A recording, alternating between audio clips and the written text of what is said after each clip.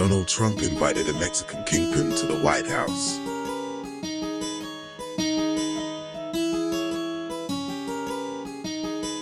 No, it wasn't El Chapo.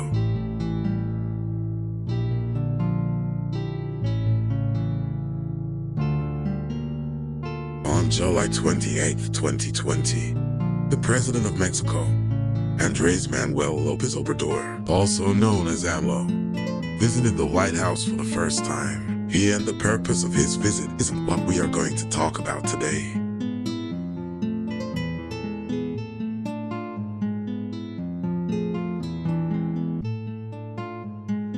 Each of the presidents also invited from each of their countries to attend a White House dinner, a group of 10 or so friends or business executives.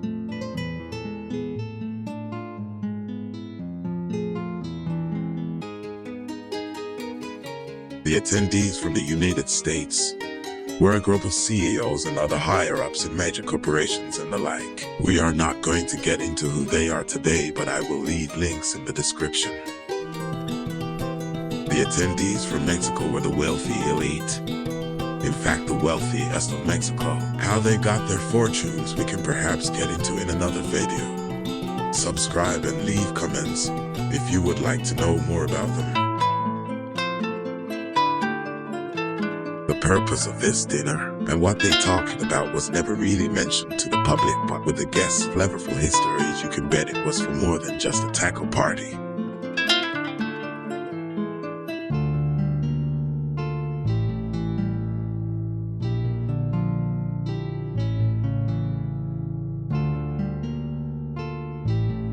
Okay, so big deal. Some VIPs had dinner at the White House. You are probably wondering what all this is doing on a channel that primarily is about timeshare. And more importantly, who is the Kingpin? Stick around, we are getting to that.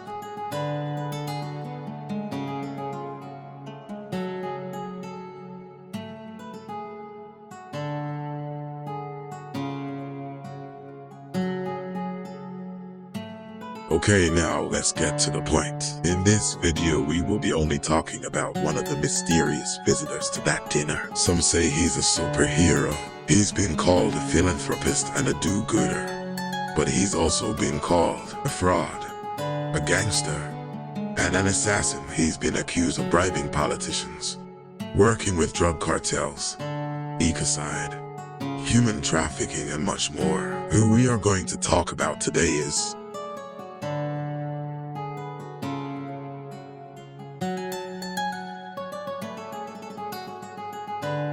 Daniel Chavez Moran, the Mexican timeshare kingpin. Yes, that's right. Daniel Chavez Moran, aside from his many claims to fame, his company, or should I say companies, his timeshare company has changed names numerous times over the years. Some say that's to avoid the lawsuits and bad publicity. Anyway, his company is by far the largest timeshare company in Mexico, boasting $500 million in sales annually.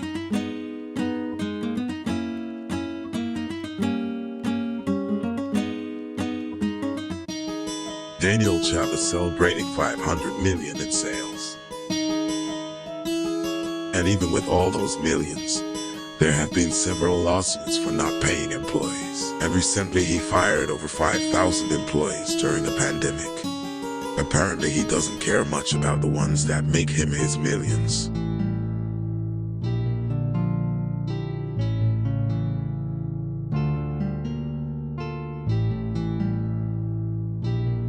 The headline reads, "Millionaire without shame." In 15 years of trial, the owner of Mayan Palace, Daniel Chavez Moran, refuses to pay his best timeshare salespeople.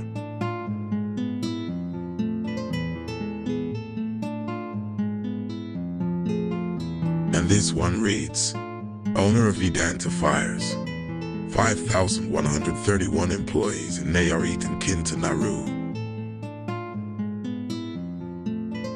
Well, that's just the beginning of the news articles. We will start light and move on to some more juicy stuff. But first, let's dig deeper into the Daniel Chavez story.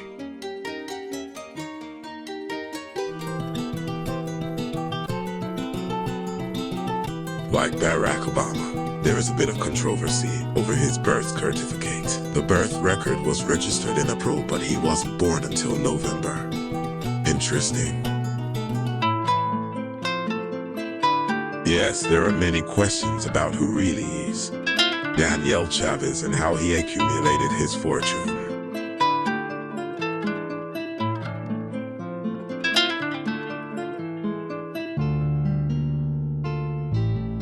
Besides Obama, it seems, Daniel Chavez also has a lot in common with Donald Trump. Well, let's see. They both are involved with real estate.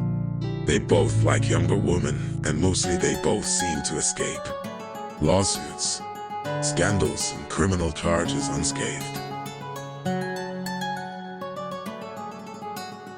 Now let's get on with the Daniel Chavez story from the beginning.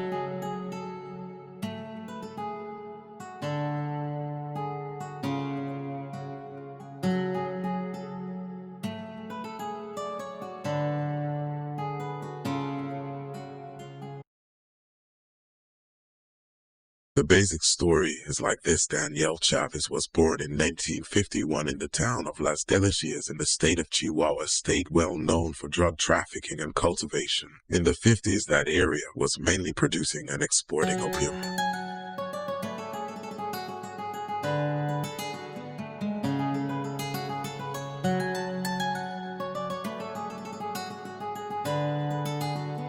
Daniel Chavez came from humble beginnings, although one reporter doubts the story of his birth in Chihuahua, not only because of his birth certificate, but after interviewing people in Las Delicias, no one seems to have heard of the Chavez family. There are also conflicting reports of whether he was born in 1951 or 1952, and where he was actually born.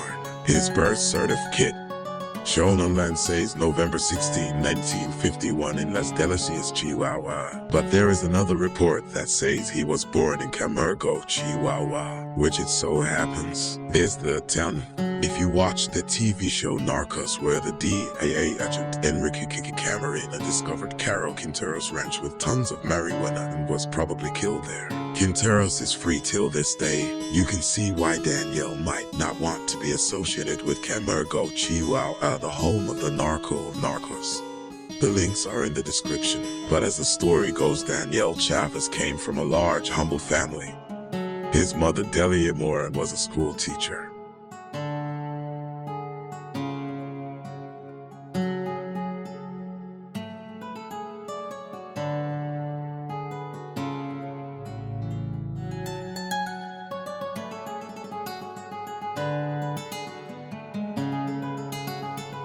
Apparently, his father passed away when he was young, and his mother moved the family to Mexico City. He later went to the university in Guadalajara, Jalisco, and studied to be an engineer. After graduating, as the story goes, he worked at a hotel as a waiter or bartender, and also built some soccer fields.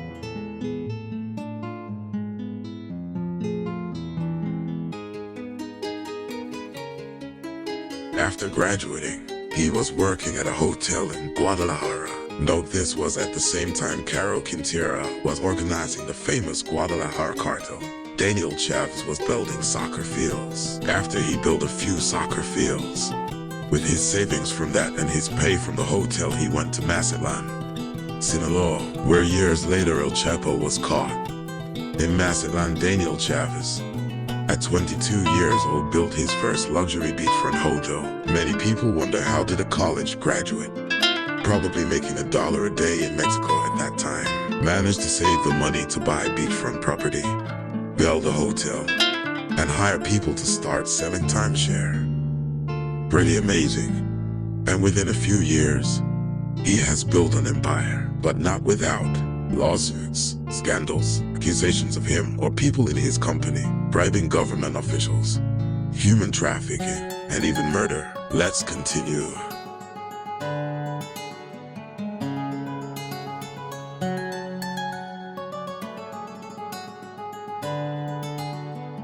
Daniel Chavez and his political connections.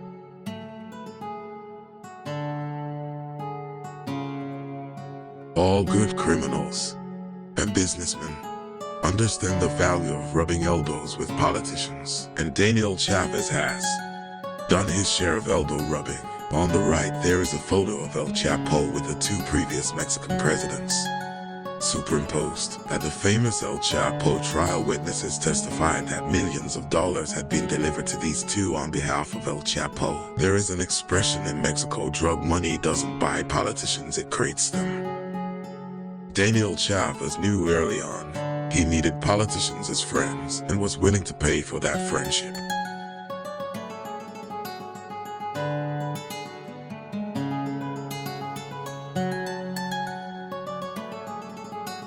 In the northern border state of Sonora, a state well known for drug trafficking, there is a small town called Puerto Peñasco, also known as Rocky Point.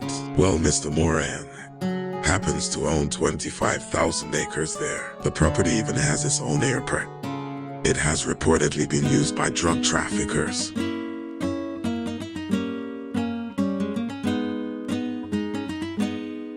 In an interview from a blog post, a journalist from the area tells a story about Ignacio Chavez Moran, Daniel's brother.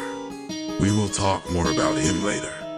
The journalist tells how Ignacio came to his office and offers him a partnership in a hotel project on the property called Miami Palace. The journalist, Alberto Alreda Valdez, answered, "Mr. Chavez, I don't have money to invest." Ignacio answered, "We are not interested in your money. We are interested in your friendship with Manlio Fabio Beltrones, who was at that time running for governor and later was said to be connected to the famous trafficker, the Lord of the Skies, called that because of his fleet of airplanes used for smuggling drugs." More on Ignacio and Rocky Point coming.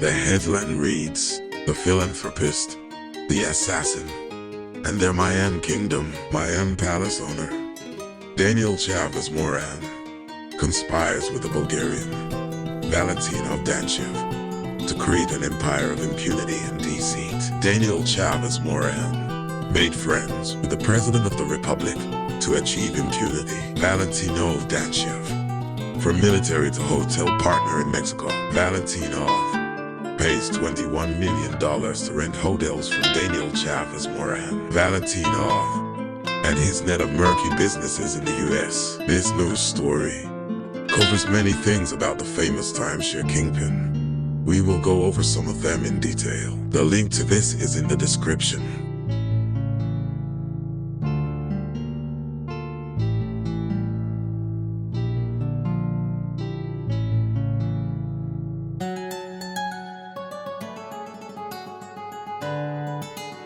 Thanks for watching. Don't miss part 2. Please subscribe, like and share.